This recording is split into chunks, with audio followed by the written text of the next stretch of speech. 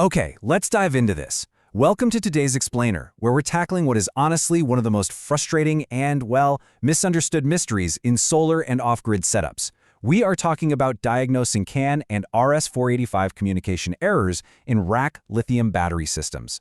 Now, for the longest time, when a system acts up and loses connection, the immediate knee-jerk reaction from technicians is to blame the hardware, right? They just assume the battery's internal management system or the inverter itself has given up the ghost. But today, we're fundamentally shifting that blame. We are looking squarely at the cable in between. So there's a foundational concept we really need to grasp to solve this mystery. A communication cable can look completely correct electrically and still fail electrically at the signal level. This right here introduces the core mystery behind what we call ghost faults. You see, most of the time when you're dealing with a so-called BMS failure, it's actually not a hardware failure at all. It's a signal integrity issue. Your wire might be physically intact, tightly clamped, securely plugged in, the whole shebang. But the critical data it's supposed to carry, it's getting completely scrambled before it ever even reaches the inverter.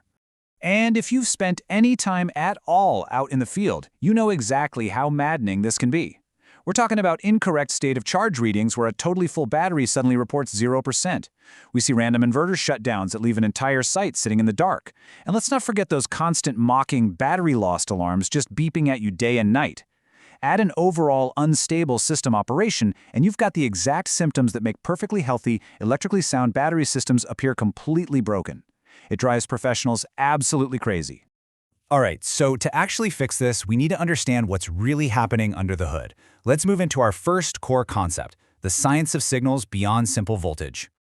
Modern rack batteries don't just send basic voltage readings anymore. They communicate digitally using really complex data streams. Your inverter isn't just taking a wild guess at the battery's status based on how much current is flowing, it's actively engaged in a continuous, highly sensitive conversation. And they do this using a method called differential signaling. Both CAN bus and RS485 protocols rely on this mathematical principle. Instead of just firing a voltage down one single wire, the signal is interpreted as the difference in voltage between two wires, wire A and wire B. So why does this actually matter for your solar setup? Because it naturally rejects noise. Think about it. If electromagnetic interference hits the cable, it affects both wires equally, meaning the difference between them stays exactly the same. It's honestly a genius way to ensure the inverter precisely reads the data rather than just guessing. Now, what's incredibly important to understand here is the sharp contrast between what you might think you're testing and what actually matters. Hearing your standard multimeter beep just tests electrical continuity. All that proves is the copper wire isn't literally snapped in half. But what these battery systems actually require is signal integrity. That confirms the actual capability for correct data transmission under an active load. Your lying multimeter beeping to show continuity is giving you a completely false sense of confidence. It absolutely does not mean your signal integrity is intact.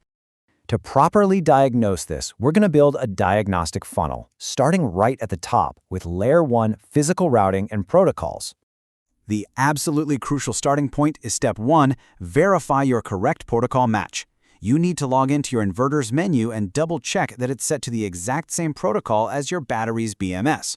Because if CAN is selected on the inverter side and the battery is outputting RS485, well, the data shows no amount of custom rewiring or cable swapping will ever fix that system.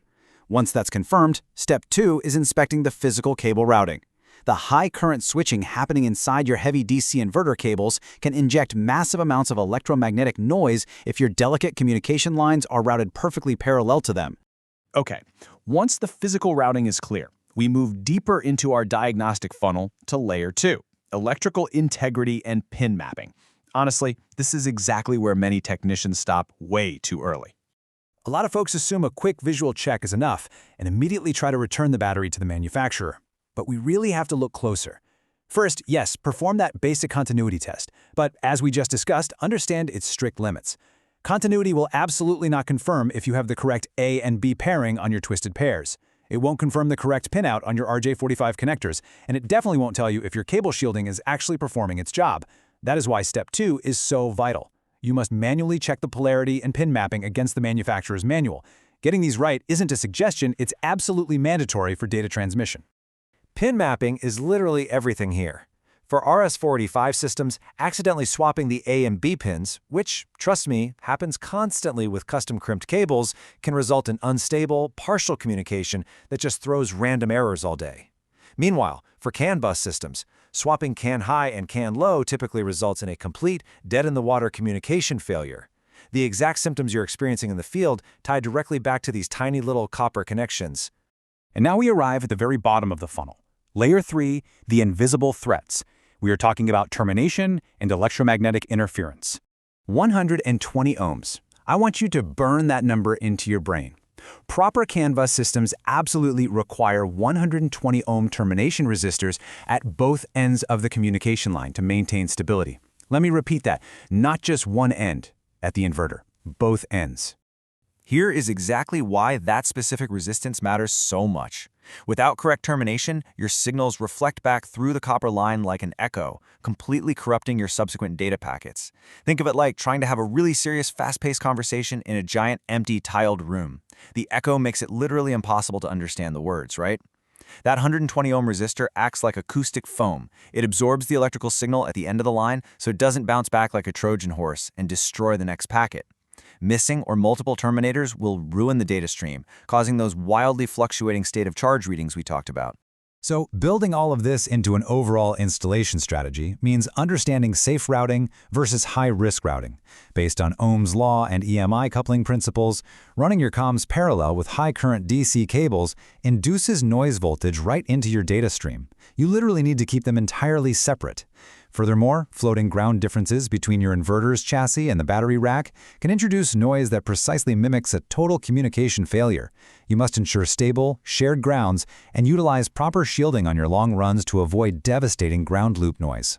Which brings us to our conclusion and safety imperatives. And the biggest rule here, always power down first.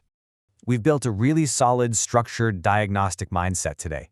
But before you apply it out in the real world, remember this: electrical work is incredibly dangerous.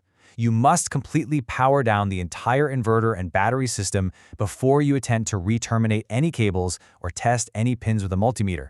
Because ignoring signal integrity isn't just about dropping a few packets of data on a fancy monitoring screen, it results in severe physical consequences for your heavy equipment. If the inverter can't accurately read the battery's requests, you will suffer from incorrect charge termination, which means potentially overcharging and ruining expensive cells. You face over-discharge conditions, really dangerous inverter shutdowns while under heavy load, and wildly unstable system operations. It is a massive safety hazard. As we wrap up this explainer, I want to leave you with one final provocative thought. Are you just guessing, or are you actually testing signal integrity? The very next time a hybrid inverter throws a battery lost error at you, don't just immediately order a replacement BMS. Stop. Think about the data stream. Check your pinouts. Look around for electromagnetic interference, and verify your 120 ohm termination. Approach your next solar installation not just as an installer, but as a true engineer.